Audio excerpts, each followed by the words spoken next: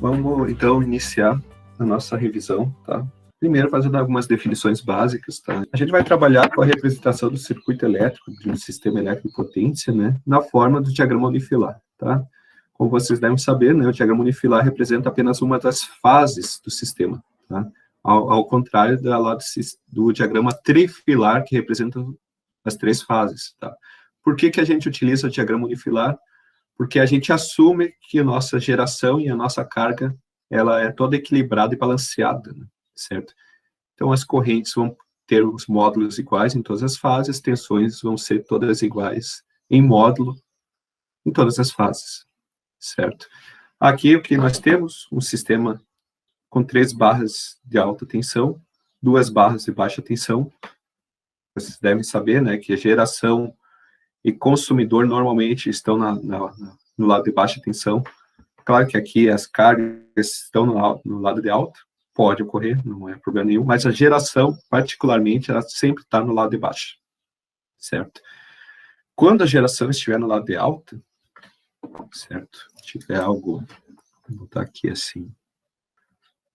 Isso aqui corresponde a um equivalente do sistema, tá? Um equivalente de um sistema que está conectado a essa barra 3, certo? Poderia ser uma geração?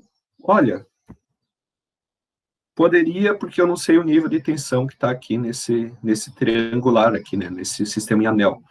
Mas, normalmente, sistemas em anéis são sistemas de alta tensão, extra alta tensão, então é muito mais provável que esse G3, na verdade, seja um sistema equivalente, tá? Ou é um gerador cujo transformador foi incorporado ao modelo dele, tá? E aqui não está sendo representado, tá? Pode-se também imaginar também como um gerador referido para o lado de alta, tá? Enfim, tá? Mas assuma isso aqui como sendo um sistema equivalente, tá?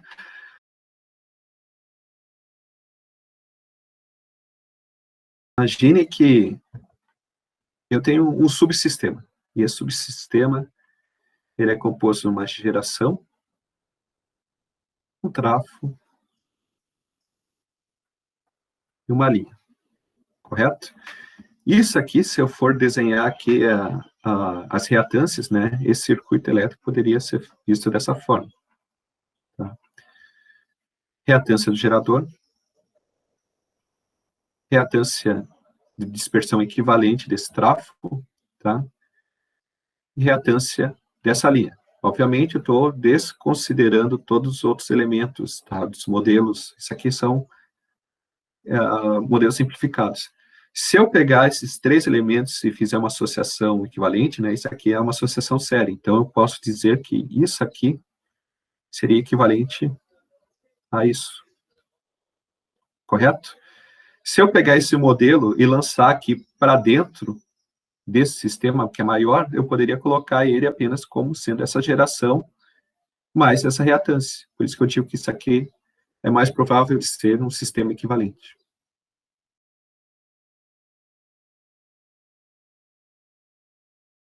Gerador 1, motor M2, tá? Sistemas ativos, né? Porque isso aqui existem áreas de controle que controlam aqui a rotação do rotor dessas máquinas, né? Certo? Se for síncrono, obviamente, né? Isso aqui também é a mesma coisa, tá? De acordo com a frequência da rede, tá? De acordo com a quantidade de carga, né? Que está entrando e saindo a todo instante aqui desse sistema, tá? Elementos passivos que nós temos aqui. Os trafos, tá? Esses trafos aqui são trafos de 2 enrolamentos, lado de baixo e lado de alto, tá? Barras e cargas, tá? Certo? Isso aqui tudo é elemento passivo, né? E também as barras também, que são nós elétricos, né? Mas que, para a gente, né, serve como pontos onde a gente vai realizar os estudos de curto-circuito, tá? Pontos para estudo de curto-circuito, tá? São as barras, tá? A gente também pode fazer estudos de faltas no meio da linha, mas normalmente, tá? Para ajuste de proteções, funções de proteção de sobrecorrente, de distância, realizando os curtos nas barras já é o suficiente, Tá? Então, vocês vão notar que ao longo desse semestre a gente vai realizar basicamente cursos nas barras. Tá? Mas não quer dizer que a gente não pode realizar no meio das linhas. Tá? No meio dos trafos e dentro do gerador, a priori a gente não vai fazer, tá? Porque os modelos que a gente vai trabalhar nesse semestre, tá? Da disciplina do CEP2, não são passíveis de ser utilizado para estudo de curto-circuito, tá? Então, nosso curto-circuito, nessa disciplina, em CEP2, ou são nas barras, os curtos, ou são nas linhas, tá? Jamais dentro do trafo, jamais dentro do gerador. Pode ser nos terminais do gerador? Pode. Pode ser nos terminais do tráfego? Pode. Os terminais do tráfego e do gerador são as barras. Certo? Depois a gente vai mostrar aqui de forma mais genérica, né? Depois a gente vai detalhar um pouco esses modelos. Mas aqui, o que eu apresento para vocês é um modelo de gerador síncrono de sequência positiva, tá? Depois a gente vai definir que são sequência positiva, negativa e zero, mas eu acho que é importante já jogar esse conceito aqui, que a sequência positiva é aquele elemento, né, que obstrui a passagem de corrente, né, mas apenas quando o sistema é equilibrado, tá? Quando o sistema for equilibrado e balanceado, apenas componentes de sequência positiva existirão na rede. Certo? Aqui que vocês viram tudo em CEP1, aqui são tudo componentes de sequência positiva. Se houvesse algum desbalanço, daí poderiam surgir componentes de sequência negativa e zero. Tá? Importante já deixar claro isso aqui, tá? Depois a gente vai classificar e ver melhor o que é isso, tá?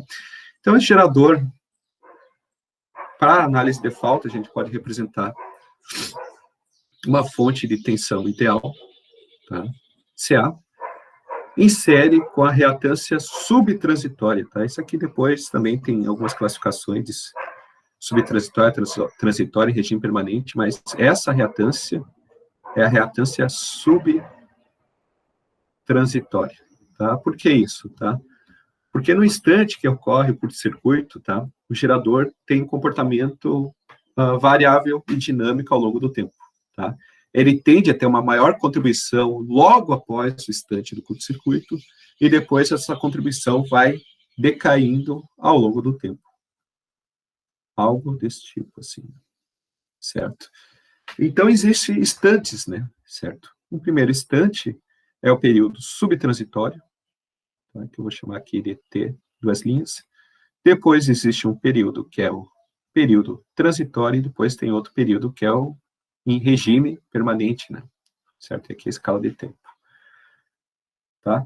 Por que que a gente vai trabalhar basicamente com a reatância subtransitória? Porque o que nos interessa para fazer ajuste de proteção é sempre o pior caso, tá? E o pior caso é aquele instante que eu tenho a maior corrente de curto-circuito. E, analisando a partir do ponto de vista da geração, esse instante ocorre logo após a ocorrência da falta. Certo? Aqui tem o modelo por fase do gerador, tá? Um elemento ativo. Então, aqui, isso aqui depois a gente vai estudar um pouco mais, tá?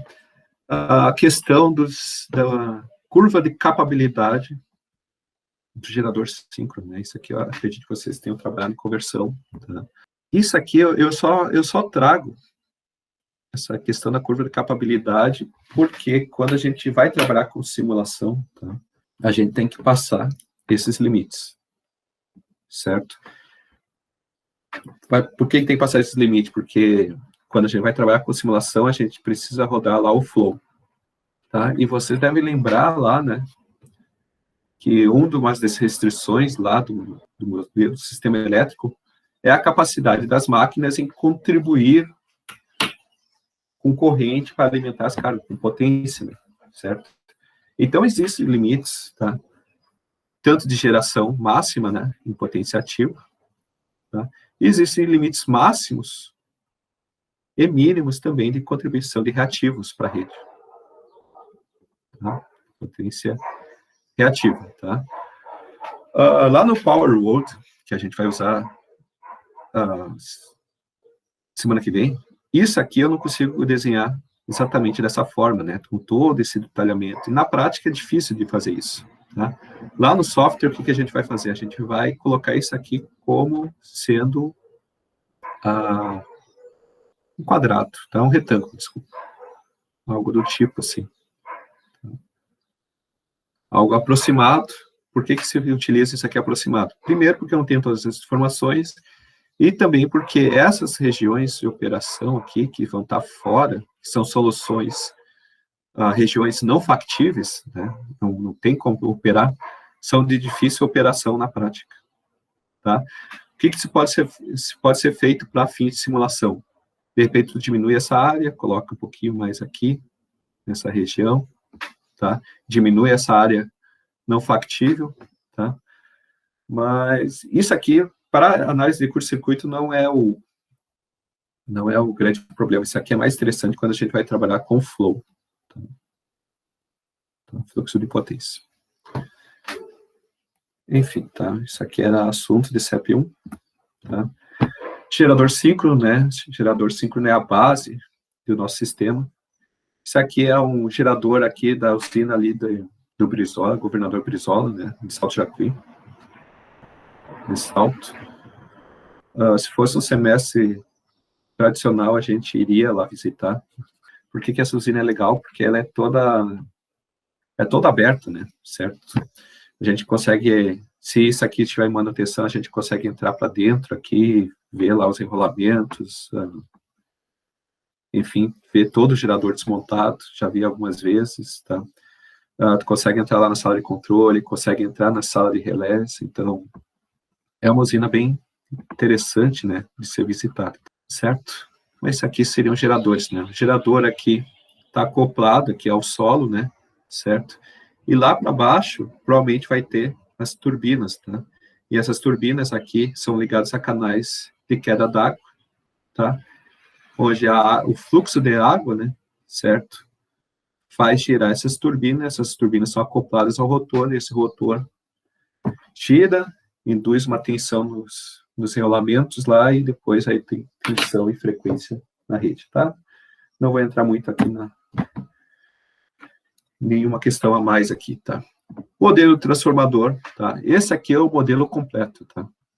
Se você lembrar, isso aqui é R1 e R2 é o efeito Joule, né, dos enrolamentos do primário e secundário. Tá? Perdas, né, dos enrolamentos, perdas ômicas. X1 e X2 é a dispersão de fluxo dos enrolamentos primário e secundário. Aqui nós temos o efeito da magnetização do núcleo, perdas por esterese, magnetização do núcleo. E aqui nós temos o efeito das correntes parasitas, tá? Yes. Parasitas. Também no núcleo do transformador, tá? Esse modelo aqui é um tanto complexo, tá? Para se colocar assim no sistema elétrico de potência para estudar curto-circuito, tá? Por que é complexo? Porque são muitos elementos, tá?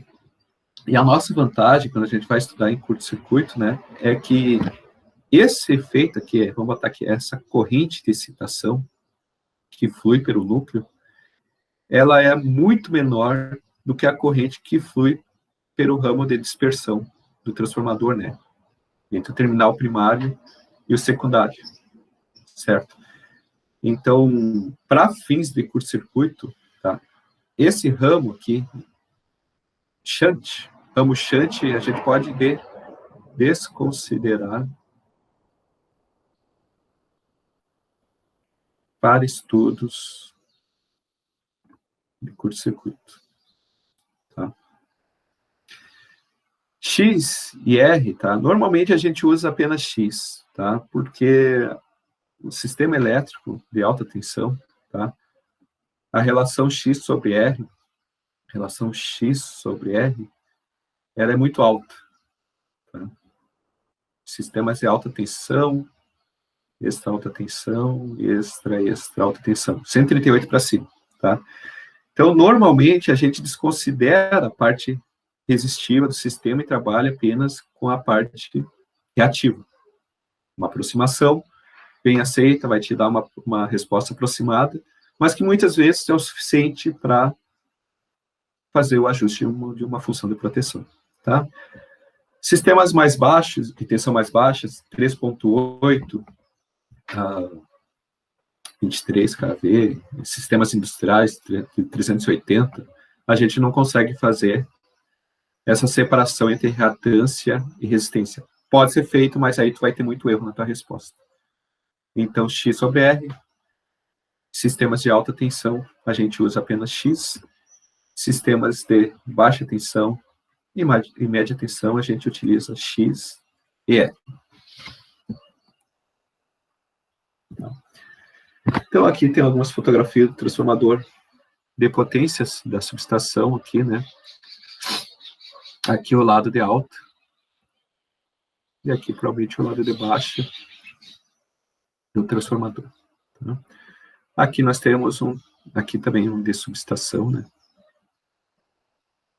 Certo? E aqui nós temos um transformador de média tensão de 13.8, provavelmente, né? Não tenho certeza. Mas a saída eu tenho certeza, 380, 220, que dá para enxergar aqui. Tensão de linha, tensão de fase. Tá? 3 fios, 4 fios. Tá? A gente vai bater bastante nessa questão, 3 fios, 4 fios. Tá? Então, aqui nós vamos ter um modelo que a gente vai trabalhar aqui em curto-circuito. Equivalente a RT equivalente XT. Tá? X1 mais X2, R1 mais R2. Claro que essas equações aqui só são válidas em PU. Certo? Se eu for utilizar valores em ohms, tá? A equação correta seria essa aqui. Por exemplo, XT referido ao primário seria X1 mais X2 referido ao primário. Tá? RT referido ao primário seria R1 mais R2 referido ao primário. E aqui eu teria ohms referidos ao primário. Vou colocar aqui dessa forma. Se eu quiser ter os valores ômicos referidos ao secundário, posso calcular então X equivalente referido ao secundário é igual a X1 referido ao secundário mais X2. RT referido ao secundário é igual a R1 referido ao secundário mais R2, e aí sim eu vou ter as unidades em ohms referidos ao secundário. Tá? Tranquilo? Dúvidas? Não? Qual a manutenção aqui no comentário? A aumento da relação X sobre R no transformador A. Tá? Na verdade, eu fiz um comentário, isso aqui, tá? Até vou destacar mais um pouco, isso aqui em relação ao CEP como um todo. Tá? Não em relação ao tráfego. O transformador é apenas... na verdade, é a mesma conclusão. Enfim. Depois a gente vai analisar agora os modelos de linha, tá? Isso aqui vocês estudaram esse sistema de transmissão, não é de CEP1, né? Então nós temos modelos de linha curta, que são caracterizados por um RX, um RL série. Esse modelo aqui pode ser utilizado com uma boa aproximação na resposta nesses níveis de tensão e nesses comprimentos de linha. Certo? Modelo Pi, tá? A linha média, tá? Esse modelo aqui é um RL série com 2 capacitores shunt nos terminais da linha, tá? Imagine que isso aqui é um terminal do lado D e esse aqui é o terminal da linha do lado P, tá? D para de uma subestação para outra subestação, tá? Então, lá, quando vocês fizeram lá o modelo, calcularam todos os modelos, para calcular os parâmetros do RLC, isso aí você deve lembrar que depende do tipo de torre, do espaçamento, do tipo de solo, enfim, tudo isso interfere, o tipo de condutor, tá? Se tem para-raio, não tem. Aí vocês vão chegar nesse modelo, RLC, com aquele valor DC, você consegue calcular a admitância, com a admitância dividida por 2, vocês calculam essas admitâncias aqui das pontas. Tá? Modelo binominal, tá? Vocês conseguem utilizar isso aqui, levando em consideração a velocidade de propagação da onda dentro dessa linha, tá? Normalmente, linhas médias, a gente não leva em consideração constante propagação da linha, porque a gente diz que essa linha não é longa o suficiente para provocar um atraso na onda que entra aqui no lado D e que chegue aqui do lado, certo? Quando a gente quer levar em consideração o fenômeno de propagação da onda, né, a gente utiliza esse modelo aqui, que seria um modelo mais completo, né, que é o modelo de parâmetros distribuídos. Tá? O que é esse modelo de parâmetros distribuídos? Vocês pegam aqui, esse equivalente aqui, seccionam em diversas porções, né?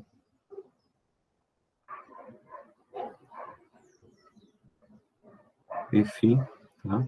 Não vou desenhar mais isso, só vamos colocar aqui no finalzinho. Certo? E aqui é o terminal, e aqui um outro terminal, tá? Quando vocês utilizam isso aqui, a onda que entra aqui, ela tem que percorrer todo esse caminho até chegar desse lado. Tá? Na verdade, vou botar uma onda mesmo, uma onda, um impulso. Tá? Então, para fazer essa modelagem, a gente tem que considerar a velocidade dessa onda, né? Certo? Não vou me deter além disso, né? Mas para nós, tá? Nós que estamos estudando por circuito, esse modelo aqui, eu não preciso ter essa precisão aqui de saber se chega, o quanto atrasado chega essa onda de um lado para o outro. Certo? Esse aqui é o modelo T, que eu pulei, a gente também não vai utilizar. Tá? O que a gente pode utilizar, tá? Esse modelo aqui a gente pode utilizar para estudo de curto-circuito, tá? Mas no papel, a gente vai utilizar o modelo simples, tá? E isso aqui em todos os níveis de tensão, não apenas esse caso aqui, mas também níveis acima, tá? Por quê? Porque pelo mesmo motivo lá da corrente de excitação, lá que flui lá pelo shunt transformador. Essa corrente que flui para aqui é muito menor, vou botar aqui IC, é muito menor que a corrente de curto-circuito, que fluiria por aqui. Certo? Então, eu posso desconsiderar esses dois elementos aqui do equivalente. Tá? No papel, a gente vai fazer isso. Tá? Então, e é esse modelo que está sendo apresentado aqui. Tá? Algumas imagens de transmissão, tá? Aqui, linhas de 230, linhas de 13.8, tá? Circuito duplo. Tá? Circuito 1, circuito 2, isso aqui provavelmente deve estar em paralelo. Tá? Aqui vocês enxergam aqui as fases A, B e C, e aqui os para-raios. Para-raio 1, para-raio 2, a estrutura, Sol. Tá? E as cargas elétricas, tá? Carga elétrica, para fins de curto-circuito, tá? Ele se comporta como uma corrente de carga apenas. Tá?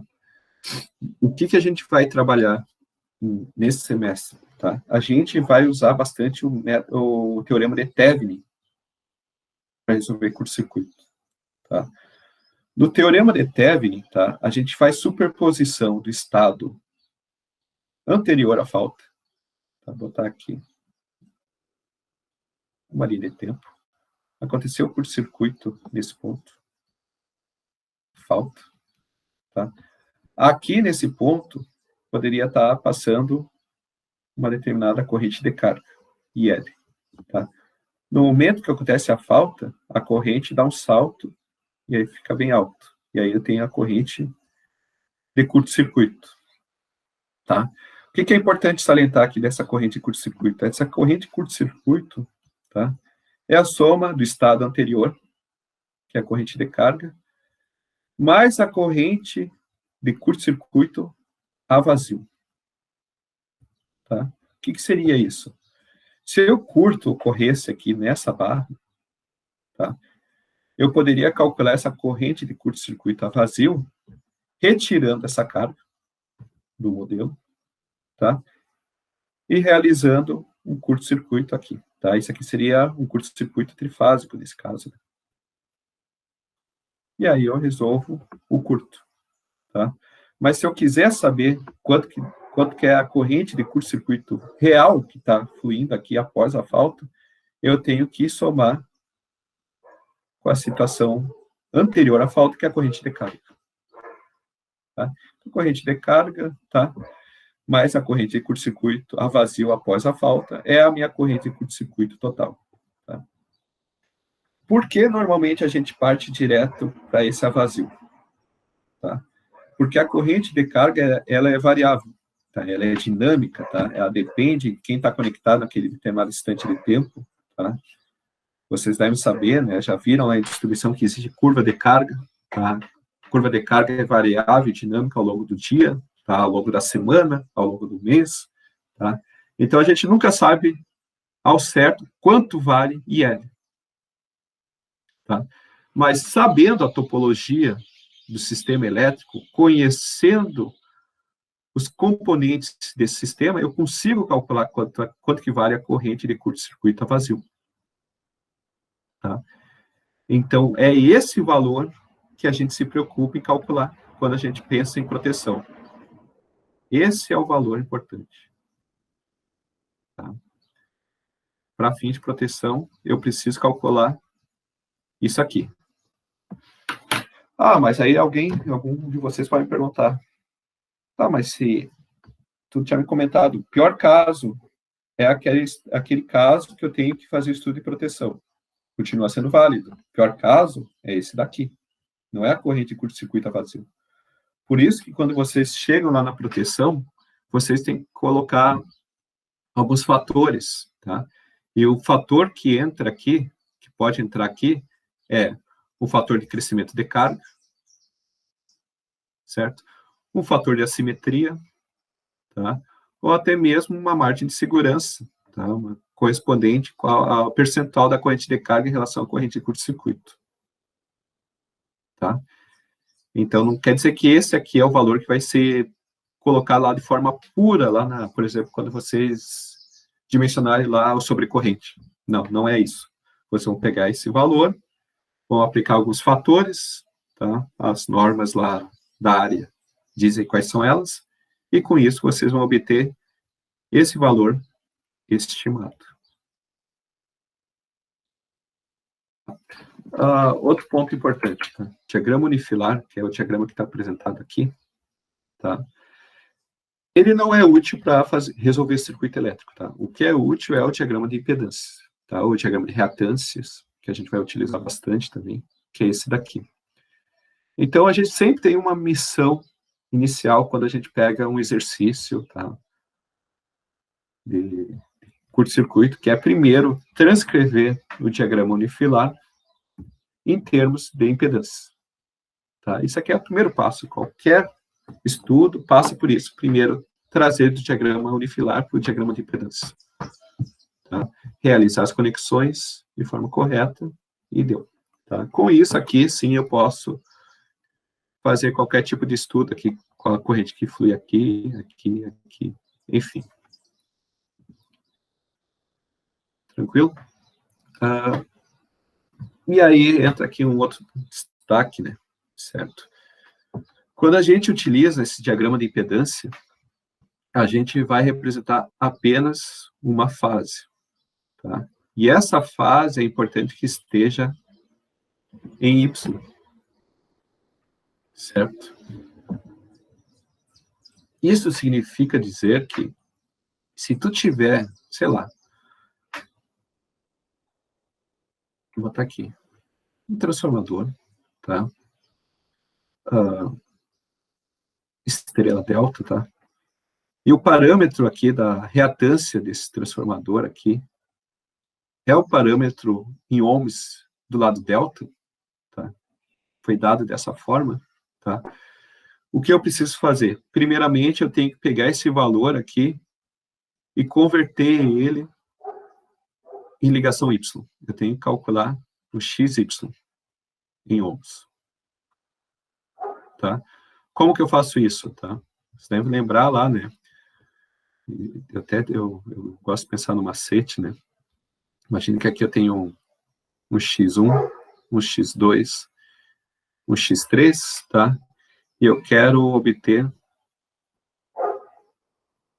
isso aqui.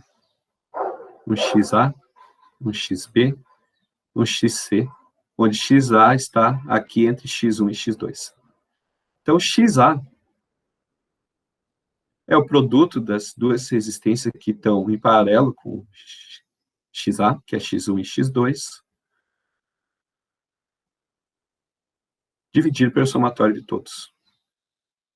Tá? E aí, de vez em quando, eu esqueço, qual que é a relação? Se multiplica 3, divide por 3. Eu sempre penso aqui nesse caso, né? Se eu tenho aqui o valor 9, 9 vezes 9 dá 81, 9 mais 9 mais 9, 27, 81 dividido por 27 dá 3. Certo? Então, se eu pegar o lado delta e dividir por 3, eu tenho reatância equivalente a Y, quando todas as reatâncias, ou resistências, ou impedâncias, são todas elas iguais no lado delta. Tá? Então, chama atenção. Se tiver qualquer elemento aqui em delta, tá? E vocês têm um parâmetro em ohms referido ao lado delta, faça a conversão para Y antes de vir aqui para o diagrama de impedância. Certo? A gente não vai ver essa representação em ohms quase nunca, né? Normalmente a gente pega esse valor aqui e passa para PU. Por quê? Porque o valor em PU aqui e aqui são iguais. Tá? Não existe distinção aqui. Tá? Então é muito mais fácil trabalhar, além do fato de que eu eliminei aqui o transformador aqui do modelo.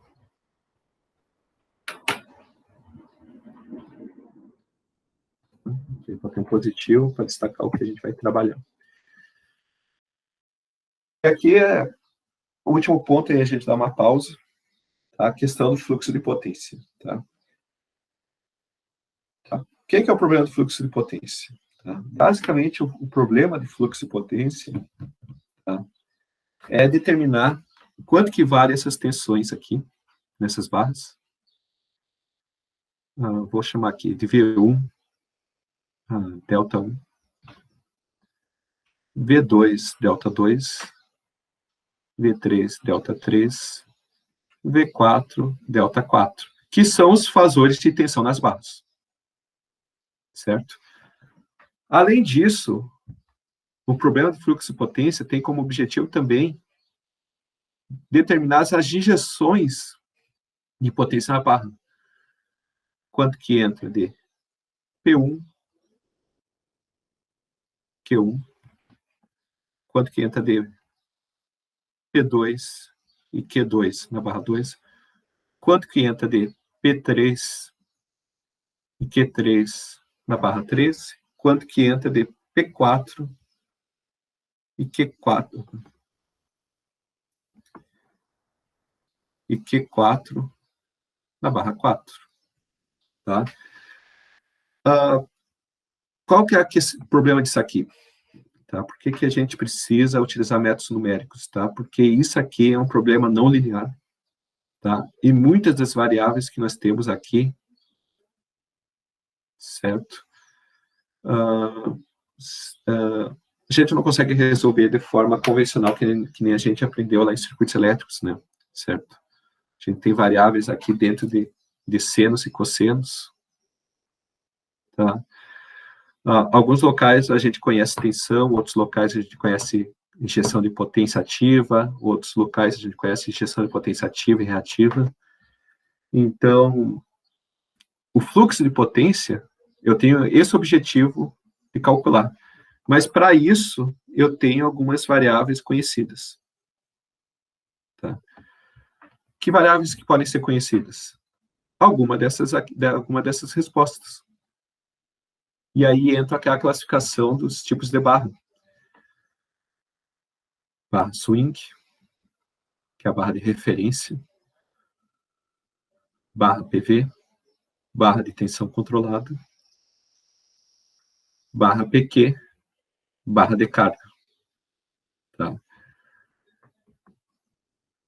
De forma simplificada, né, a gente pode classificar nosso sistema, né, as barras do nosso sistema nesses 3 tipos. Tá?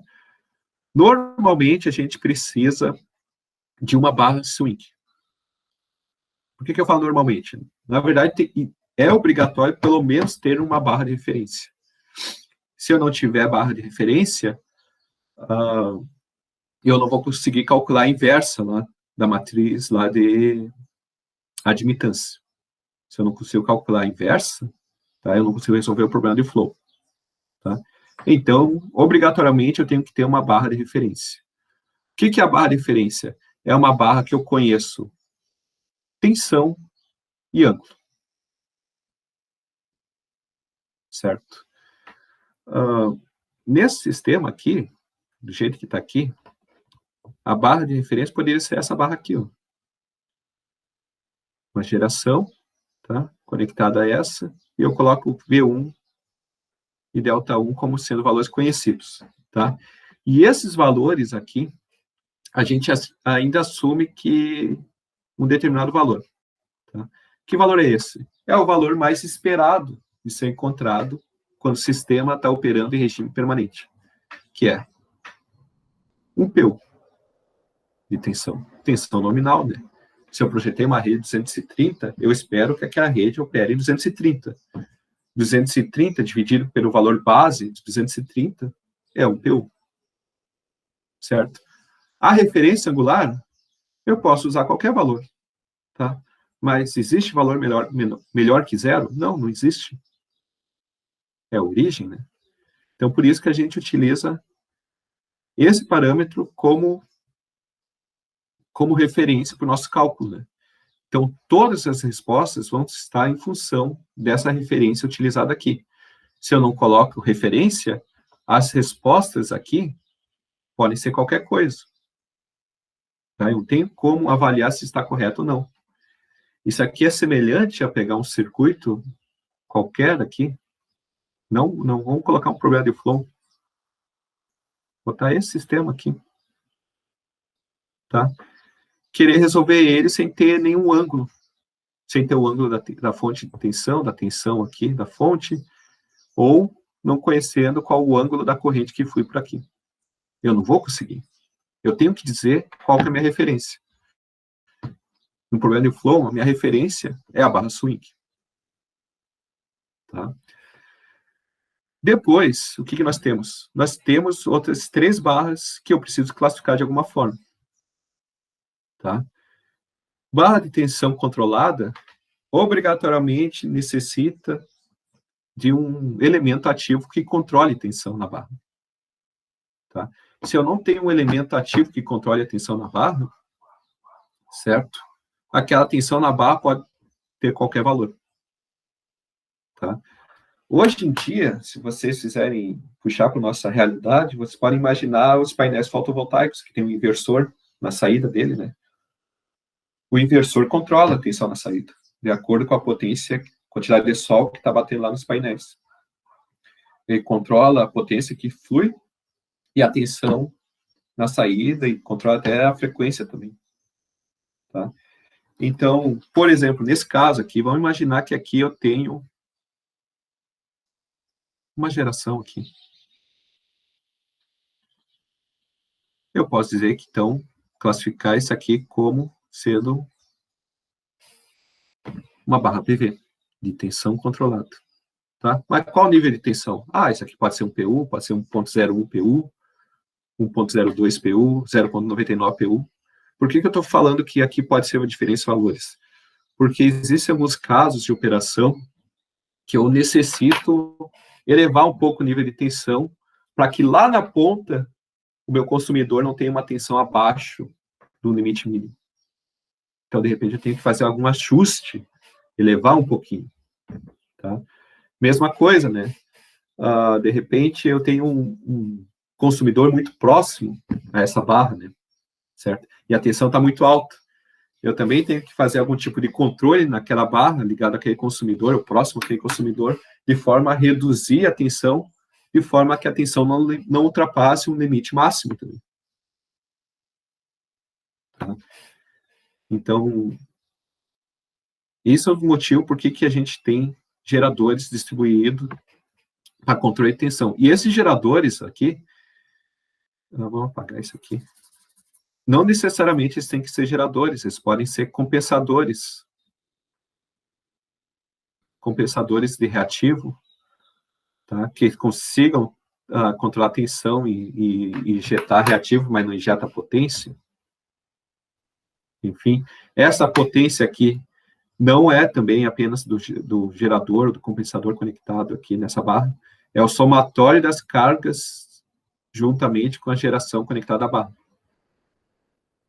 No caso aqui, se aqui tivesse a injeção, fosse um compensador síncrono, tá? Um compensador síncrono é um elemento utilizado para compensar reativos na rede.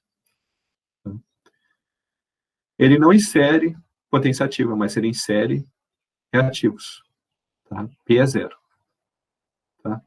Esse P aqui, que estaria aqui, seria o somatório desse P0 mais o P dessa carga.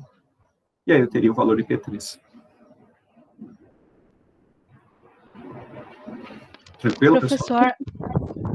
A carga fica com negativo daí? Ótima observação, Carolina.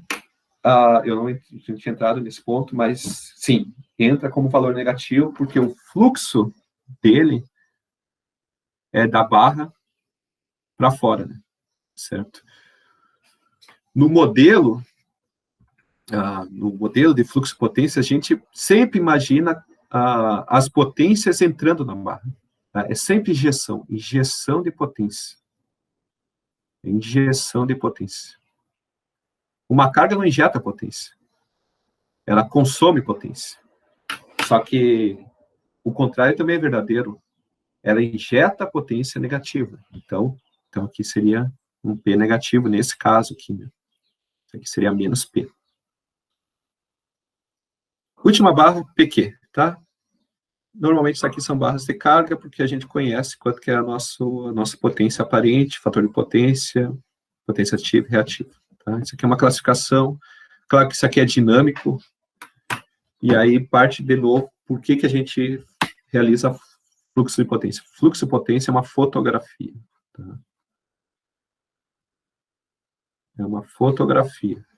E vocês devem saber que fotografia não são fotografias lá do Harry Potter, tá? Elas não se mexem, elas são estáticas, tá? Eu pego o sistema, olho para aquele sistema e tiro uma fotografia naquele determinado instante. E naquele determinado instante, tensão nessa barra é um PU, essa barra aqui pode ser 1.01, essa barra aqui pode ser 1.005, tá? Mas se eu pegar aqui um instante depois, essas cargas podem variar ao longo do tempo. Se elas podem variar, essas tensões também podem variar ao longo do tempo. Então, se eu for tirar uma fotografia no instante posterior, provavelmente essa minha fotografia vai ser diferente. Minha resposta vai ser diferente. Certo? Uma vez modelado as minhas barras, né, certo? Dessa forma, eu tenho, claro, né, eu tenho que ter informações em todas as barras de tal forma que eu consiga classificar dessas três formas. Algumas vezes eu posso ter mais informação do que apenas essas duas aqui. Eu posso ter barras que eu conheço P, Q, V, certo? Pode existir alguns casos que eu conheço apenas P, pode existir alguns casos que eu conheço apenas Q, pode, não é provável. Pode existir casos até que eu não sei nada, tá? que seria a não saber nada? A unidade terminal remota lá da subestação, o equipamento que concentra os dados daquela subestação, não foi capaz de enviar dados lá para o centro de controle. Tá? O centro de controle, que é o local onde é realizado esse tipo de cálculo, tá? Não tem as informações de uma determinada subestação. Tá? Isso é um problema para o fluxo de potência. Tá? O fluxo de potência não consegue lidar com isso aqui, faltar informação. Tá? De repente, até algum caso até consiga, tá? Porque aí tu pode assumir, de repente, que a subestação está em série com outras duas, e aí tu consegue a resposta para os demais sistemas, mas não consegue para aquela subestação. Ou consegue algo aproximado. Mas, normalmente, quando começa a faltar bastante informação, tá? Nosso problema deixa de ser um problema de fluxo de potência e começa a ser um problema de estimação de estado. Tá? Que o estimador de estado é um problema de fluxo de potência estatístico, né? Que aí vocês lidam com aquelas incertezas naquelas medidas. Não sei se vocês se lembram lá de medidas elétricas, logo no semestre a gente começou lá com a propagação de erros, tá? Conceituou erro. Tá? Aquilo ali, tá? Pode ser aplicado aqui no problema de estimação de estado. Tá? Tu melhora o fluxo de potência, torna ele mais robusto, mas também torna ele mais difícil de ser resolvido. Tá? Enfim, tá? Aqui existem vários métodos para resolver, que vocês devem ter aprendido. Aí vocês podem me confirmar. Tá? Eu acho que vocês aprenderam Newton-Raphson, Gauss-Seidel, Newton-Raphson desacoplado, Newton-Raphson rápido, fluxo linear, fluxo DC também. A gente viu 3, foi o linear, o DC, o Newton-Raphson e o Gauss. Gauss-Seidel, né? Isso, aham. Perfeito. Isso aqui são os mais utilizados, tá? Isso aqui são métodos numéricos, tá? E os métodos numéricos trabalham com convergência, tá? Número de iterações, tá? E dependendo aqui do método que tu utiliza, que tu utilize, tá? O chute inicial impacta bastante na tua resposta. De repente, ela pode levar para o mínimo local. E se vocês imaginarem, por exemplo, um vale de soluções, tá? E vocês querem achar, por exemplo, a menor solução, que seria o valor mais negativo de uma função objetivo, se tu cai no mínimo local, esse mínimo local não é a resposta ótima daquele teu problema, tá? Então, seria uma solução errada. Quando a gente trabalha com métodos numéricos, pode ocorrer isso, tá? Normalmente não ocorre porque a gente tem um chute muito bom, que é esse chute daqui. Tá? E mais um motivo porque a gente utiliza a PU. Esse chute ótimo aqui, chute mesmo, né? Só existe porque a gente trabalha em PU. Se não fosse PU, fosse trabalhar em KV, eu digo assim, ó, se vocês implementarem KV, fica bem mais difícil de resolver isso aí. Tá? Não é a mesma coisa. Enfim, tá? No Power, a gente consegue fazer esse intercâmbio aqui. Eu acredito que eu consiga... eu não lembro direito, né? Então, mas pode ser ou Newton-Raphson, ou Gauss-Seidel, ou até o desacoplado rápido. Tá? Pessoal, alguma dúvida aqui? Professor, dessa disciplina agora de CEP2, qual desses métodos que a gente vai estar mais utilizando tem? A gente não vai trabalhar com flow. Ah, tá. A gente na simulação... Tá, não, na verdade, na simulação vai, né? Tá, desculpa responder dessa forma. No papel, a gente não vai resolver o flow, tá? Seria a resposta mais correta. No software, vocês podem usar o default, que é o Newton-Raphson, tá? Mas, normalmente, a gente não vai se preocupar com isso, porque a gente está interessado, de novo, nisso aqui, né? A gente está interessado nesse valor aqui, nesse ICC a vazio. Tá? E a corrente de curto-circuito a vazio, vocês calculam a partir lá do teorema de Thevenin. Por exemplo, quando aplica o método de Thevenin, o que tu precisa saber lá? Tu precisa saber a tensão no ponto, onde tu vai inserir uma nova impedância. A tensão no ponto, quando tu opera vazio, tu já sabe, ou espera saber, né? Qual que é? Tensão nominal. Da mesma forma que a gente utiliza um PU aqui, como chute inicial no flow, tá? A gente também usa um chute, né? Que não é um chute, né? Mas um valor mais provável da tensão no ponto de falta. Certo? Agora, se vocês querem saber a corrente total de curto-circuito, que aí leva em consideração a falta, daí sim, tu tem que resolver o flow, para aquela situação de carga, tá? No simulador, pode ser o Newton-Raphson, que eu acho que é ele converte mais rápido desses métodos aqui, tirando desacoplado, mas pouco interfere aqui, né? A gente vai trabalhar com sistemas pequenos, tá? Mas se fosse um sistema maior, de repente ele teria que desacoplar a parte reativa da parte real, enfim.